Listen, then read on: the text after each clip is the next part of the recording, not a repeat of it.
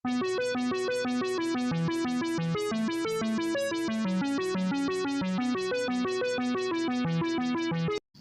Welcome to நீங்கள் பாலகிருஷ்ணன். இன்றைக்கி நம்ம பார்க்க பார்த்தீங்கன்னா சீக்ரெட் ஆஃப் சக்ஸஸ் அப்படிங்கிற ஒரு இதை வந்து நம்ம வந்து பார்க்க போகிறோம். இதை வந்து நம்ம வந்து பார்ட் பை பார்ட்டில் நிறைய பார்க்க போகிறோம். இது வந்து ஃபஸ்ட்டு பார்ட்டு.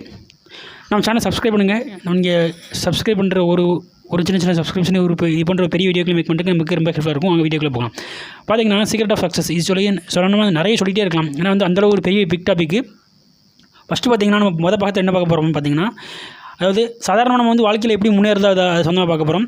இல்லை பார்த்தீங்கன்னா இந்த வீடியோ வந்து நீங்கள் ஸ்கிப் பண்ண பாருங்கள். அப்போ தான் நம்ம என்ன சொல்ல போகிறதுன்னு உங்களுக்கு புரியும்.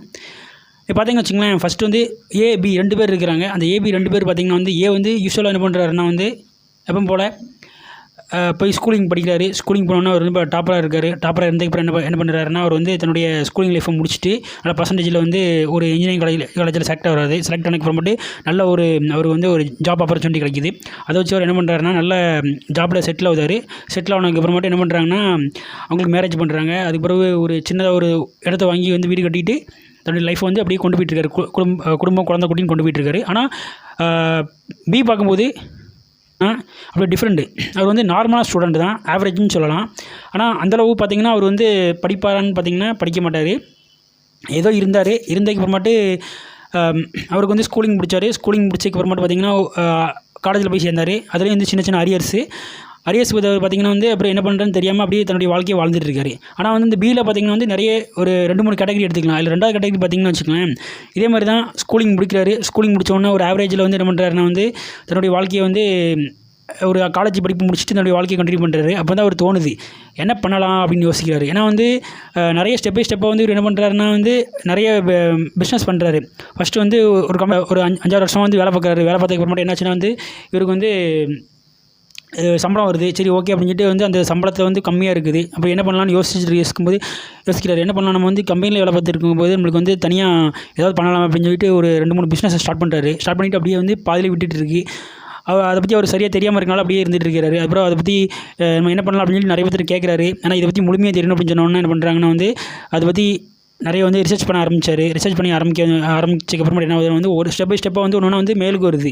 ஃபஸ்ட்டு வந்து ஒரு 4-5 பிஸ்னஸ் ஆரம்பிச்சு விடுறாருன்னா வந்து அந்த ஒரு பிஸ்னஸ் வந்து நல்லா டெவலப் ஆகுது. அதை வச்சு என்ன பண்ணுறாருன்னா வந்து நிறைய டெவலப் ஆகுது. அப்புறம் நல்ல ஒரு பெரிய ஆளாக ஆகுது. இவர் வந்து பியில் வந்து செகண்டாக இருக்கிறவரை வந்து சூஸ் பண்ணிக்கலாமே. அவர் எப்படி பெரிய ஆளாக வந்தார் அப்படின்னு பார்த்தீங்கன்னா, அவர் வந்து மக்களோட இன்ட்ராக்ஷன் பண்ணார்.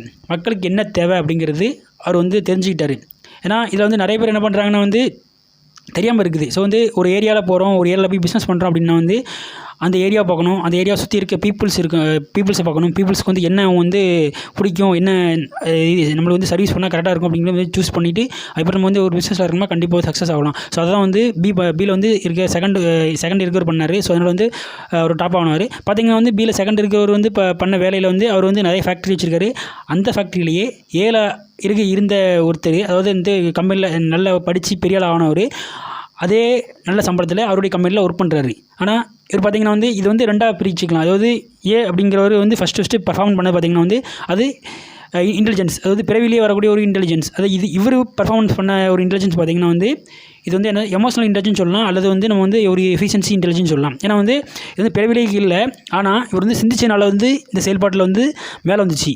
ஸோ இந்த மாதிரி வந்து நம்ம வாழ்க்கையில் வந்து நம்ம வந்து ஒரு எமோஷனாலையோ இல்லை ஒரு எஃபிஷியன்சினாலையோ வந்து சிந்திக்கனால வந்து நம்மளுக்கு வந்து அந்த இன்டெலிஜென்ஸ் மாறுபாடு வந்து வேறுபடுறதுனால என்ன ஆகுதுன்னு வந்து அது வந்து நிறைய யோசிக்க தோணுது. நம்ம வந்து என்ன பண்ணலாம், மக்களோட எப்படி இன்ட்ராக்ஷன் பண்ணலாம், மக்களுக்கு என்ன தேவை அப்படிங்கிறது நம்ம வந்து அதை ஸ்டெப் பை ஸ்டெப்பாக புரிஞ்சுக்கிட்டு நம்ம அந்த மாதிரியான சம்மந்தப்பட்ட ஒரு இதில் வந்து நம்ம வந்து இறங்கும்போது வந்து நம்மளுக்கு வந்து நிறைய வந்து பெனிஃபிட்ஸ் தருது. அது இல்லாமல் நமக்கு வந்து நிறைய வந்து சம்பாதிக்கிற ஒரு தகுதியும், அதாவது பீப்புளுக்கு சர்வ் பண்ணத ஒரு தகுதியும் நம்மளுக்கு வந்து தானாக ஆட்டோமேட்டிக்காக வந்து இது வருது. ஏன்னா இது வந்து இந்த இன்டெலிஜென்ஸ் வந்து எமோஷனல் வரதுனால இல்லை ஒரு எஃபிஷியன்சி வரதுனாலையோ என்ன ஆகுதுன்னு வந்து உங்களுக்கு கூடுதலாக வந்து உங்களுக்கு நிறைய வந்து ஐக்யூ டாப்பர் வந்து அதிகமாகுது அப்படின்னு சொல்லலாம். பார்த்திங்கன்னா வந்து இப்போ வந்து KFC எடுத்துக்கலாம், இல்லைன்னா கொக்கோகோலா கம்பெனி எடுத்துக்கலாம். இவங்களாம் எப்படி வந்து சக்ஸஸ் ஆனாங்க அப்படின்னு பார்த்திங்கன்னா வந்து ஒரு சில தன்னுடைய ஒரே இதால் தான் தன்னுடைய வந்து கேஎஃப்சி என்ன பண்ணாருன்னா வந்து கோழி அதான் அவருடைய குறிக்கோள். அவர் ஃபஸ்ட்டு என்ன பண்ணாருன்னா வந்து 1930 அந்த காலகட்டத்தில் வந்து அமெரிக்காவில் வந்து தொடங்கும்போது எல்லாருமே என்ன பண்ணுவாங்கன்னா வந்து கோழியை வந்து பாயில் பண்ணி வந்து சர்வ் பண்ணுவாங்க. ஆனால் இவர் வந்து டிஃப்ரெண்ட்டாக யோசிச்சார். அந்த கோழியை வந்து நம்ம வந்து பீஸா கட் பண்ணி எண்ணெயில் போட்டு பொரிச்சு நம்மளுக்கு வந்து கொடுத்தா என்ன செய்யும் அப்படின்னு சொல்லிட்டு இது பண்ணும்போது என்னாச்சுன்னா வந்து ஃபஸ்ட்டு அந்த மாதிரி பண்ணால் வந்து 2ஆம் உலக போரில் வந்து அவருடைய கடையெல்லாம் வந்து இழுத்து மூடிட்டாங்க. அப்புறம் நிறைய வந்துட்டு வந்து ஒரு 200-300 ஹோட்டலில் போய் வந்து கேட்டதுக்கப்புறமாட்டு என்னாச்சுன்னா வந்து எல்லாமே வந்து இவரை வந்து ரிஜெக்ட் பண்ணாங்க. கடைசியில் ஒரு ஹோட்டலில் போய் கேட்கும்போது அவங்க வந்து இது பண்ணாங்க, ஓகே பண்ணாங்க, அக்ரி பண்ணாங்க. அதுக்கப்புறம் தான் வந்து பெரிய ஆள் ஆனார். இப்போ பார்த்தீங்கன்னா கேஎஃப்சி வந்து தெரியாதவங்க உலகத்தில் யாருமே கிடையாது. இப்போ ஹாரி பாட்டர் புக் பார்த்தீங்கன்னா வந்து உங்களுக்கு தெரியும், அது வந்து நாவலாக வந்துச்சு, அப்புறமேட்டு வந்து படமாக வந்துச்சு. அதில் வந்து ஒரு 4-5 பார்ட்ஸ் அந்த மாதிரி 7 பார்ட்ஸ் கிட்ட வந்துருச்சு. இதில் பார்த்தீங்கன்னா வந்து முதல்ல வந்து ஹாரி பாட்டர் அப்படிங்கிற புக் எழுதுன்னு பார்த்தீங்கன்னா ஜே.கே. ரவுலிங் தான் எழுதினாங்க. ஸோ அவங்க பார்த்தீங்கன்னா ஸ்டார்டிங்கில் வந்து எழுதி பார்த்துட்டு வந்து பப்ளிஷ் பண்ணும்போது ஒரு 10-11 ஒரு பப்ளிகேஷன்ஸ் அந்த புக் சென்டர் போய் வந்து இந்த மாதிரியே புக்கை வந்து வெளியிடுங்க அப்படின்னு சொல்லும்போது எல்லாமே ரிஜெக்ட் பண்ணிட்டாங்க. அதுக்கப்புறம் பார்த்தீங்கன்னா 12வது அவர் வந்து தளரலை. அவங்க தளராமல் வந்து இன்னொரு ஒரு பப்ளிகேஷனில் போய் வந்து இது பண்ணும்போது அவங்க ஓகே அப்படின்னு சொல்லி சொன்னாங்க. அதுக்கப்புறமாட்டு வந்து அவங்க நல்ல ஃபஸ்ட் புக் நல்லா போச்சு. அப்புறம் பார்ட் 2 பார்ட் 3 இந்த மாதிரி எழுதும்போது என்னாச்சுன்னா வந்து அது நிறைய எழுதிட்டே இருந்தாங்க. அதுக்கப்புறம் ஓகே அப்படின்னு சொல்லிட்டு தான் வந்து எழுதினதுக்கு பிறகு எல்லாம் நல்லா ஓடிச்சு. அப்புறம் அதையும் திரும்ப அந்த நாவலாக என்ன பண்ணாங்கன்னா படமாக எடுத்தாங்க. இந்த மாதிரி நம்ம வந்து சீக்ரெட் ஆஃப் சக்ஸஸ் அப்படின்னு சொல்லி நம்ம சொல்கிறது வந்து நம்ம சொல்லிகிட்டே போகலாம். அதாவது நீங்கள் சீக்ரெட் ஆஃப் சக்ஸஸ் வந்து நீங்கள் என்ன நினைக்கிறீங்க அப்படிங்கிறத கமெண்ட் பண்ணுங்கள். இதை தொடர்ந்து பார்ட் 2 பார்ட் 3 அப்படிங்கிற வீடியோ வந்து தொடர்ந்து வந்துட்டு இருக்கும். அதையும் வந்து நீங்கள் வந்து நீங்கள் என்ன நினைக்கிறீங்களோ அதை கமெண்ட் பாக்ஸில் கமெண்ட் பண்ணுங்கள். இதே போன்ற மற்றொரு வீடியோவில் உங்களை சந்திக்கும் முறை உங்களிருந்து விடைபெறுவது உங்கள் நண்பன் வேலுங்க பாலசன். தேங்க்யூ. Hats of.